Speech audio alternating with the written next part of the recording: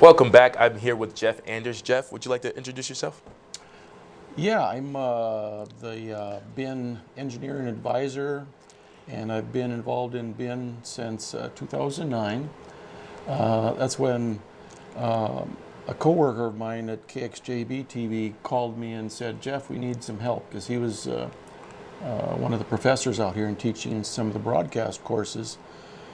And so I said, sure, I'll come out and take a look. And that was when they were in Menard and had a little odd little space, and then there was actually an upper balcony where they stored equipment. So it was just prior before we moved into the Bison Block building on 12th Avenue North. Oh, wow. Yeah. So to kind of start out, take me through like your background, where you're from, where you attended college, and your aspirations.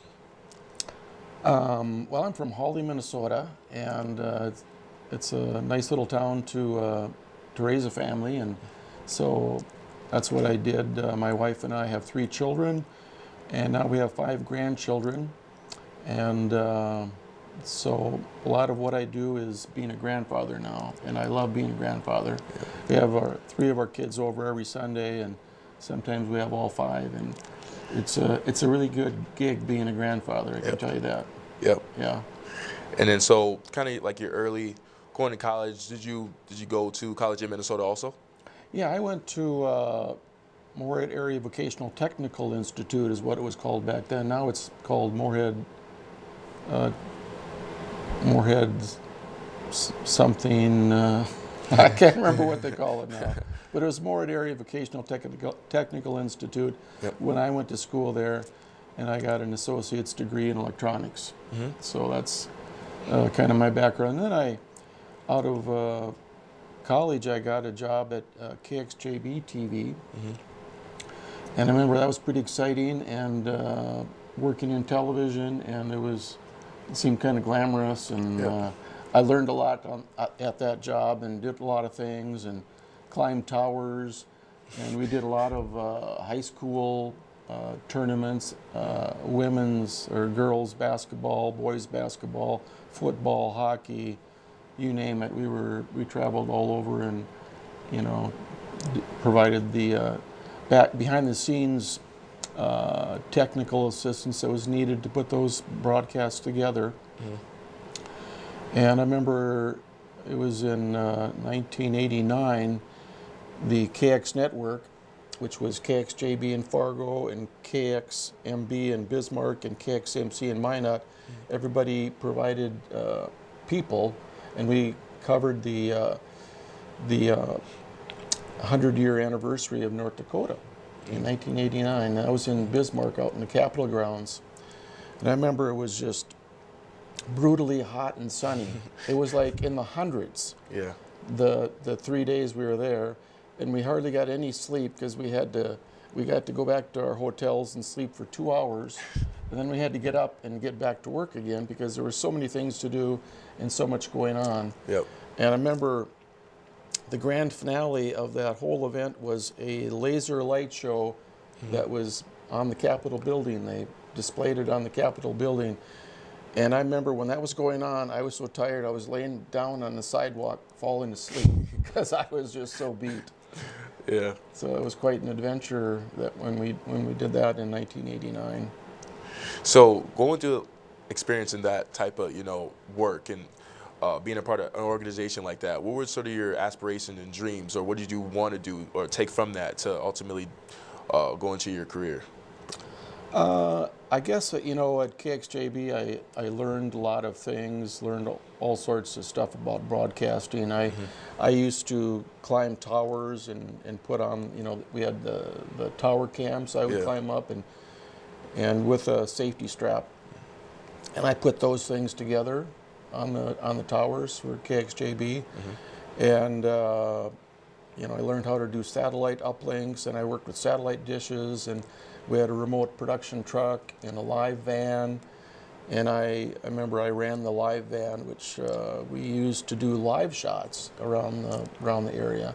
And so I did it so much I knew exactly where to park it and which direction to point the little dish so the signal would make it back to the studio and work well for us. And And then in 2001, I took a job at a Christian broadcasting station in Pensacola, Florida. And they wanted to build a new studio, and I was going to go, my plan was to go down there and I was going to design it and put it together. And that was the plan that we all had. And it turns out they didn't have the money to do it. And so I decided, well, I'm not going to stick around there if they're not going to build a new studio. Who knows how long it would have taken. And so I came back and actually came back to the same job I had at KXJB because they hadn't filled my spot. And so they hired me back again, and nobody had done all the work that had piled up either. So I had all sorts of cameras and videotape machines and equipment to fix. And so I felt needed because I was needed to do that. So a lot of my job at the station was fixing equipment. I worked on equipment a lot and did a lot of repairs on stuff, and it prepared me well for the job I have here with Ben and at NDSU, because we're doing a lot of the same things on a smaller scale, but it's still fun, it's still exciting. I like working with you and the other Ben members. It's fun to do some teaching of how to use the equipment, cameras and mics and lights and all that stuff, and so I enjoy doing that. And so it's kind of in a groove now. If you're at a job for a while, you kind of settle in and you know how to do everything. And I guess that's kind of the way I feel. I know my job pretty good now. So what made you come to NDSU?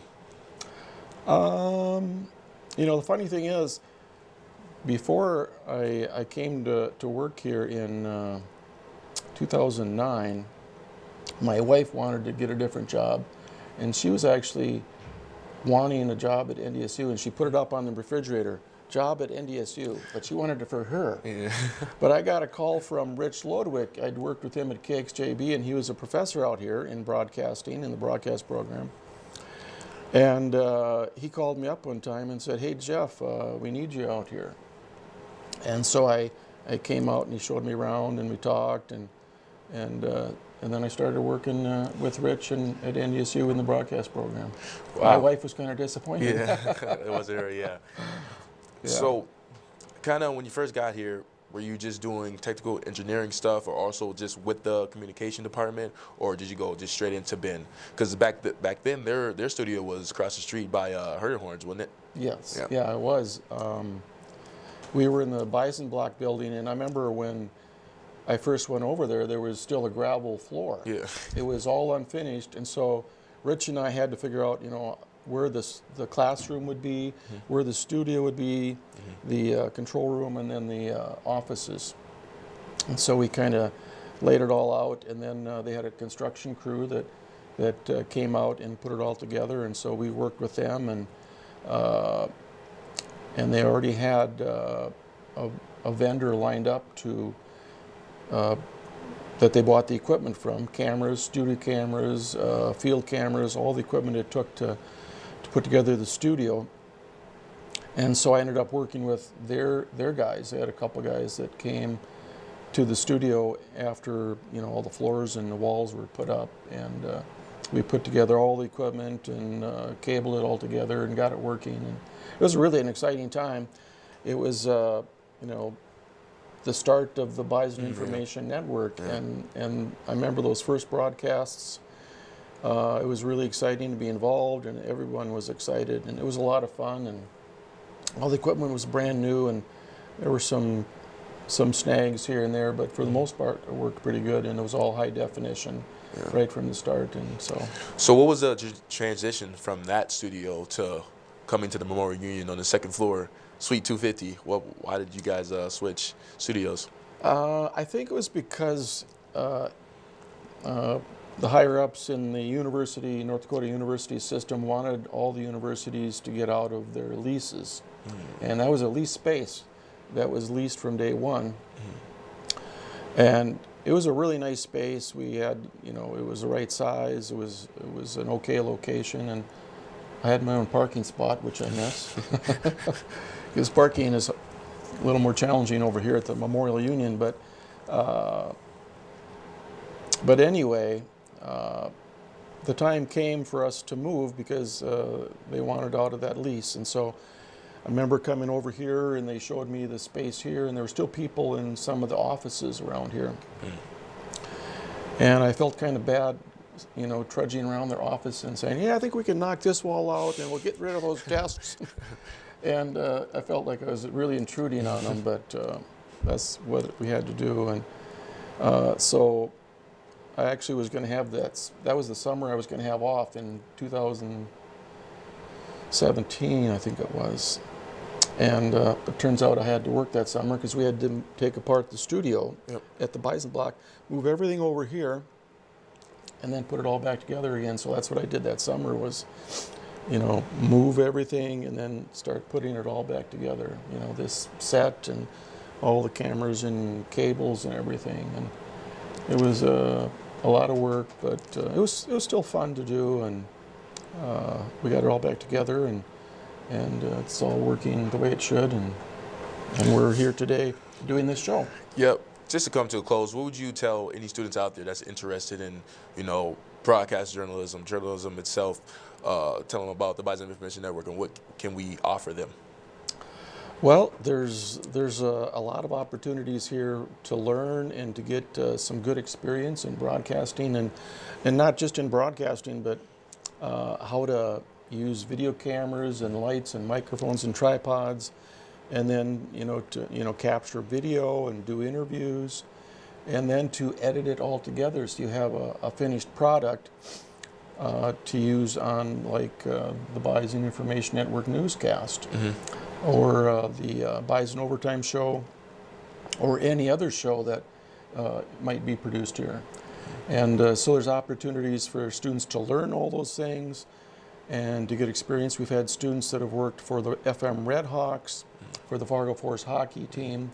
They've worked with ESPN when ESPN came to town to cover Bison football playoff games. And so they've got that on their resume, which is a nice thing to have on your resume. And if students wanted to produce a show, they could pitch it to you and the rest of the BN team. And if we can figure out all the logistics, as far as staffing it and, producing it, students can do their own show every week if they want. We've had movie review shows, we've had fashion shows, we could have a political show. There's all sorts of possibilities. Whatever people can dream up. So, yeah, lots of possibilities. Yep. All right, Jeff, thank you for coming on. It was great to talk to you. Yeah. Next on the Bison Information Network, we'll have Jacob Morgan for the Bison Sports Report when we come back.